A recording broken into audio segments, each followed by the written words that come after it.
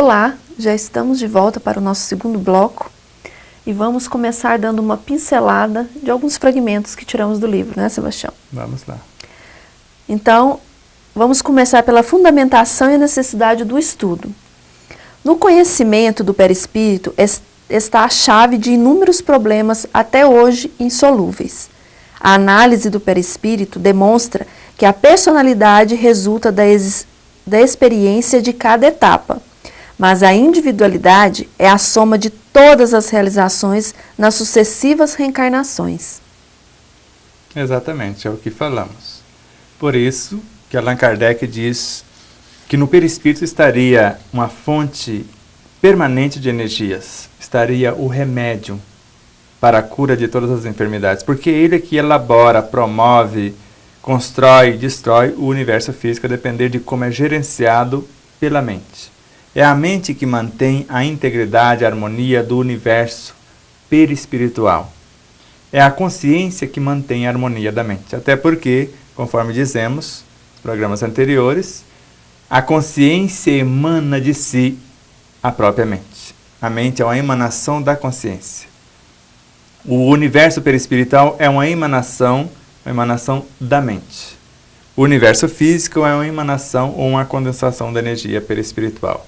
Então, além dele fazer isso em circuito fechado, que é o mecanismo por meio do qual os espíritos usam para materializar-se à luz do dia para nós, sozinhos, sem auxílio de médiuns de efeito físico, eles convidam elementos da natureza, às vezes, mas na maioria das vezes eles já têm os elementais neles, porque nós vamos ver a interação dos elementais em nós, dentro e fora de nós, para construir essas realidades.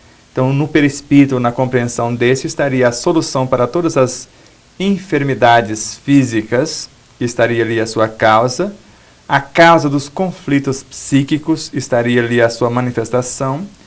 E no último estágio, no próprio universo mental, estaria os arquivos que manifestam por meio da mente, perispírito e físico no subconsciente e no inconsciente como mecanismos ou experiências menos felizes. E no superconsciente, na essência do ser, a energia ou as diretrizes norteadoras para a harmonia do conjunto. Sebastião, o espírito, com E maiúsculo, né? Ele tem tantos perispíritos quanto são as personalidades, as mínimas partes espalhadas, ou os perispíritos se interagem entre uma e outra? Então, vamos lá. Cada átomo tem o seu perispírito e a soma do perispírito de todos os átomos compõe o perispírito da molécula. Cada molécula tem o seu perispírito, todas as partes perispirituais dela compõem o perispírito da célula. Cada personalidade, só para não alongar, tem o seu perispírito, todos os perispíritos delas compõem o perispírito global da consciência imortal. Ao reencarnar-se, escolhe fragmentos de personalidade X ou Y, faz uma nova configuração e com elementos que ele vai assimilar do meio e vai ser agregado a cada experiência, ele vai aprimorando esse universo perispiritual existente, que está agindo, que está atuando, e ao mesmo tempo promovendo energias do universo físico para sublimação desse perispírito, ele se sublimando envia conteúdos para a mente, ela se sutilizando envia e fortalece o eu superior, o Cristo interno, e ele, com essas experiências, alimenta a própria consciência, que é o que nós chamamos de expansão da consciência. É o mesmo processo da assimilação dos nutrientes da terra, da água, do ar e da luz por uma semente e transformando-os em partes integrantes da sua realidade. Então, o processo é o mesmo. Tudo é cópia de tudo. Então, a mente age no perispírito, o elemento que é promovido por ela nessa ação alimenta ela própria, porque ela transforma em partes constituintes dela mesma. O perispírito agindo no universo biológico, ele promove, através da disciplina, do trabalho, da obediência, de tudo que nós fazemos para essa sutilização, e transforma os elementos físicos em psi, em instintos inicialmente, depois em sensações, depois em emoções, depois em sentimentos, depois na inteligência intelectiva, na inteligência emotiva, na inteligência espiritual e arquiva-se como valores imortais na consciência imortal.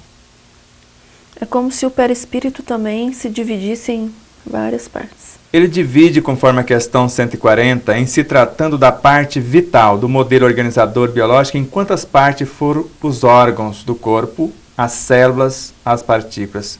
Emmanuel chega a afirmar, e o Livro dos Médiuns também, tem fragmentos na codificação em outras obras, que ele está ligado molécula a molécula. Poderíamos dizer que cada parte desse perispírito, modelo organizador biológico, se fragmenta no sentido, mas por laços indestrutíveis, e vai gerenciar cada setor dentro do próprio corpo. O afastamento desse universo perispiritual, dessa ação no físico, aquela parte fica como se fosse morta. Numa cirurgia espiritual, por exemplo, afastando-se o perispírito do físico, não se sente, não se registra a dor, não sangra, e etc, e etc. Então, nós podemos amputar uma perna de alguém só afastando o perispírito, a parte fica dormente, ela não tem mais aquela vitalidade dinâmica, o sangramento não existe, e etc, e etc. É o que acontece nas cirurgias espirituais, quando a pessoa não quer que dói, não quer que sangre, porque ela já acredita. Mas uns precisa que doa e sangre muito para que ele acredite que cortou, que está fazendo alguma coisa. Então, o perispírito, vamos falar assim, é a chave por meio da qual vamos ter uma vida mais plena e feliz em todos os sentidos, enriquecer a nossa consciência por meio das experiências, porque nele está toda a parte da afetividade. A inteligência emotiva, praticamente, ela é exercitada no perispírito, a intelectiva mais no físico, a espiritual da mente para o íntimo do ser. Então, essas três inteligências que manifestam ou representam a expressão da consciência, está fazendo esse trabalho de dinamização, promoção e unificação desses seres e transformando-os em potenciais ou em valores imortais. Muito bom. Então vamos para o próximo tópico, já é de um outro subtítulo, né? Da matéria primitiva à energia vital. Pode-se dizer que a matéria é o agente, o intermediário, com a ajuda do qual e sobre o qual atua o espírito.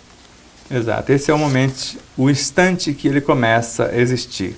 Então, como matéria primordial, onde o princípio inteligente ou os elementos que o constituem, porque no mínimo no programa anterior vimos 3 elementos antes do princípio inteligente.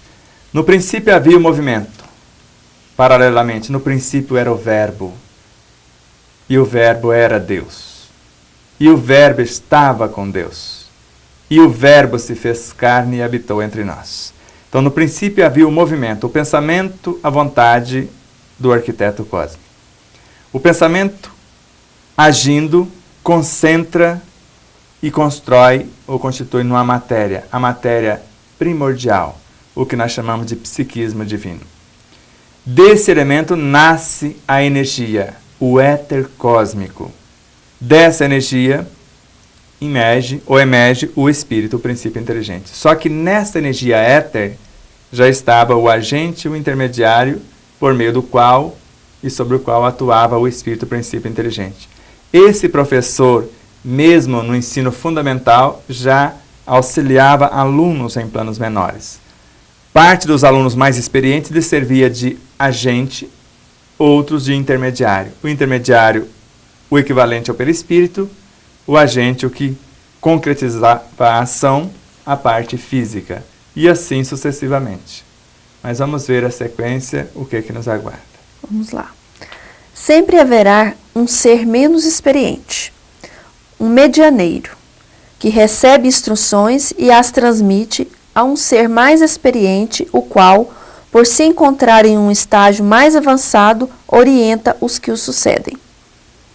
Exatamente, é o caso dele. Então ele orienta o elemento agente e intermediário, ele próprio se promove e se transforma no espírito, o princípio inteligente.